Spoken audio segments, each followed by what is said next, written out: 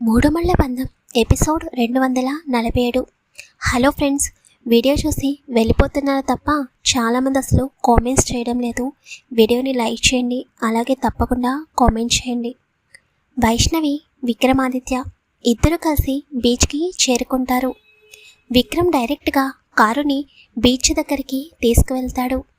అయితే విక్రమ్ కారుని కొంచెం లోన్లీ ప్లేస్లో స్టాప్ చేస్తాడు. వైష్ణవి విక్రమ్ వైపు చూడకుండా విండోలో నుంచి బయటకు చూస్తుంటే, మేడం గారు అలిగింది చాలు, బీచ్ వచ్చింది, దిగుతారా లేకపోతే ఫామ్ హౌస్కి వెళ్ళిపోదామా అని అడుగుతాడు.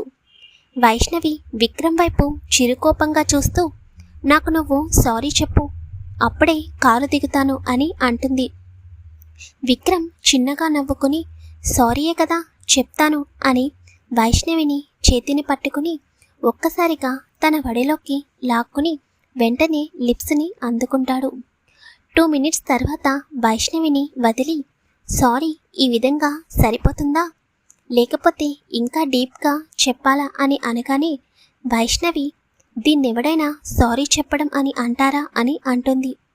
నా భాషలో సారీ చెప్పడం అంటే నేను ఈ విధంగానే చెబుతాను, నీకు నచ్చకపోతే చెప్పు, ఇంకో విధంగా ట్రై చేస్తాను అని వైష్ణవిని ఇంకా దగ్గరగా తీసుకుంటుంటే, చాలు చాలు నా అలక తీరిపోయింది, నేను కిందకి దిగాలి అని చెప్పి వెంటనే విక్రమ్ వడిలో నుంచి లేచి కారు డోర్ ఓపెన్ చేసుకుని కిందికి దిగుతుంది. విక్రమ్ నవ్వుకుంటూ తను కూడా కారు దిగుతాడు. వైష్ణవి విక్రమ్ పక్కకి వచ్చి, విక్కీ అటు చూడు, సన్సెట్ అవుతుంది, సూర్యుడు సముద్రంలోకి వెళ్తున్నట్లు అనిపిస్తుంది కదా అని వైష్ణవి అంటుంటే, విక్రమ్ కూడా సముద్రం వైపు చూస్తాడు. అప్పుడప్పుడు కొన్ని కోట్లు కూడా ఇవ్వని సంతోషాన్ని ఇలాంటి సీన్స్ చూసినప్పుడు మనసు చాలా ప్రశాంతంగా మారుతుంది కదా విక్కీ, నిజంగా నేచర్ ఒక అద్భుతం కదా అని అంటుంది వైష్ణవి. మా బంగారానికి బీచ్ బాగా నచ్చినట్టుంది అని విక్రమ్ అలాగే వైష్ణవిని ముందుకు తిప్పుకొని వైష్ణవి మెడ చుట్టూ చేతులు వేసి భుజంపై తల ఉంచి సముద్రం వైపు చూస్తూ ఉంటాడు.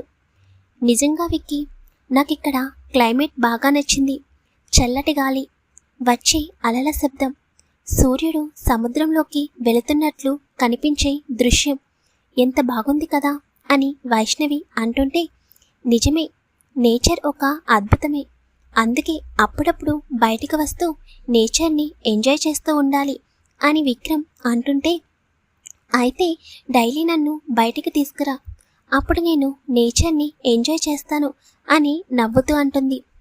తప్పకుండా మేడం గారు, ఆఫీస్ నుండి వచ్చిన తర్వాత బయటికి వచ్చి నేచర్ని ఎంజాయ్ చేద్దాం, నీ కోరిక నేనెప్పుడైనా కాదన్నానా అని విక్రమ్ అంటూ అలాగే ఇద్దరు కలిసి ముందుకి నడుస్తూ ఉంటారు.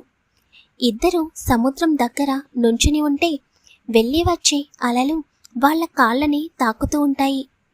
విక్కీ, నేను ఎప్పుడు అసలు ఇలా అనుకోలేదు తెలుసా, బీచ్లో నువ్వు నేను ఇలా పక్క పక్కన, నాకు నా లైఫ్లో ఇది ఒక మెమొరబుల్ డేగా ఉండిపోతుంది అని వైష్ణవి అంటుంటే, మీకే కాదు మేడం, మాకు కూడా మెమొరీస్ ఉంటాయి, నా లైఫ్లో నువ్వు వచ్చిన దగ్గర నుండి ప్రతిరోజు ఒక మెమొరీగానే ఉండిపోయింది, నీతో నాకు చాలా మెమొరీస్ ఉన్నాయి తెలుసా అని విక్రమ్ అంటుంటే, ఏమో విక్కీ, నాకు అవన్నీ గుర్తులేదు, కానీ నీతో ఈరోజు ఇలా నాకు చాలా బాగా నచ్చింది, అందుకే ఈ రోజు నుండి నీతో చాలా మెమోరీస్ ఫిల్ చేసుకోవాలని అనుకుంటున్నాను. ఏమో ఎవరికి తెలుసు ఏ క్షణం ఎలా ఉంటుందో, ఈరోజు నేను నీతో ఉన్నాను, రేపు ఉండకపోవచ్చు కదా అని వైష్ణవి అంటుంటే, తన మాట కూడా ఆ సమయంలో చాలా లో వాయిస్తో వస్తుంది. వైషు, ఇంకొకసారి ఇలాంటి పిచ్చి పిచ్చి మాటలు మాట్లాడకు, ఈరోజు నాతో ఉండడం ఏంటి, రేపు లేకపోవడం ఏంటి, నువ్వు లైఫ్ లాంగ్ నాతోనే ఉంటావు, ఇంకొకసారి నువ్వు మళ్ళీ ఆ విరాజ్ గురించి తలుచుకుంటూ ఇలాంటి మాటలు మాట్లాడవంటే నిన్ను ఎవరికి కనిపించకుండా నా దగ్గరే దాచేస్తాను, అప్పుడు నేచర్ కూడా ఎంజాయ్ చేయడం కుదరదు, అర్థమైందా అని సీరియస్గా అంటాడు విక్రమ్. వైష్ణవి విక్రమ్ని హక్ చేసుకుని, నేను ఎంత ఎంజాయ్ చేద్దామని అనుకున్నా ఆ విరాజ్ ఆలోచనలు అస్సలు పోవడం లేదు, భయంగా ఉంది ఎందుకో, నాకు నీతో ప్రతి క్షణం గడపాలని అనిపిస్తుంది. ముందు ముందు ఏం జరుగుతుందో నాకు తెలియదు. ఒకవేళ నిజంగానే నా కలలో వచ్చినట్టు విరాస్కి నేను కనిపిస్తే ఆ క్షణం నేను నీ దగ్గర ఉంటానో లేదో తెలియదు అని అంటూనే వైష్ణవి కళ్ళల్లో నుండి నీళ్లు వస్తూ ఉంటాయి. విక్రమ్ వైష్ణవి చుట్టూ చేతులు వేసి, నా పైన నమ్మకం లేదా వైషు? ఎందుకు ప్రతిసారి ఇలా నీ మాటలతో నన్ను బాధ పెడుతూ ఉంటావు? వైఫ్ని కాపాడుకోలేనంత అసమర్థుడిని అయితే నేను కాదు. వాడు నిన్ను ఏమీ చేయలేడు, నా నుండి ఎప్పటికీ దూరం చేయలేడు, అర్థమైందా అని విక్రమ్ కూడా సీరియస్గానే అంటాడు. పాపం ఎవరికి తెలుసు, ముందు ముందు నిజంగానే వైష్ణవి అంటున్నట్టు విరాస్కి కనిపిస్తే ఏం జరగబోతుంది? స్వామీజీ చెప్పినట్టు విక్రమ్ వైష్ణవి మధ్య ఎడబాటు రాబోతుందా? విరాస్కి తన మనసంతా చిరాకుగా అనిపిస్తుంటే వసుధారతో జరిగినవి ప్రతిదీ వరుసగా గుర్తుకు వస్తూ ఉంటే ఈ అమ్మాయి అసలు నన్ను మనశ్శాంతి లేకుండా చేస్తుంది.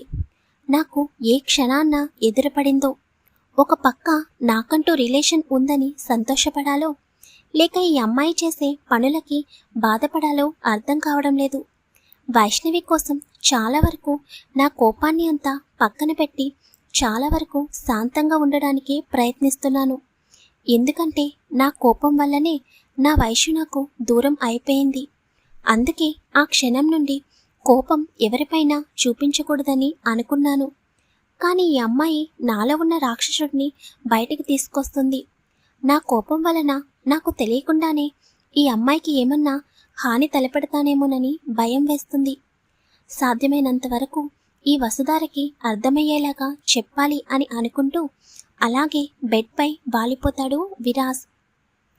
అలా కొంత సమయం తర్వాత విరాస్కి ఏవో సౌండ్స్ డిస్టర్బెన్స్గా అనిపిస్తుంటే నిద్రలోనే నెమ్మదిగా అటు ఇటు కదులుతూ లేచి కూర్చుని, ఏంటి ఈ సౌండ్స్, ఎక్కడి నుండి వస్తున్నాయి అని అనుకుంటూ రూమ్లో నుండి బయటికి వస్తాడు. కిచెన్లో నుండి సౌండ్స్ వినిపిస్తుంటే కిచెన్లో ఎవరున్నారు అని అనుకుంటూ విరాజ్ కిచెన్లోకి వెళ్ళగా వసుధార అక్కడ కుకింగ్ చేస్తూ కనిపిస్తుంది. వసుధారని చూడగానే విరాజ్కి మళ్ళీ కోపం పెరిగిపోతూ ఉంటే, ఎవడి పర్మిషన్ తీసుకుని నా ఫ్లాట్కి వచ్చావు అని చాలా సీరియస్గా అంటాడు విరాజ్. అయ్యో లేచారా, నేను వచ్చేటప్పటికి మీరు చక్కగా ప్రశాంతంగా పడుకునున్నారు.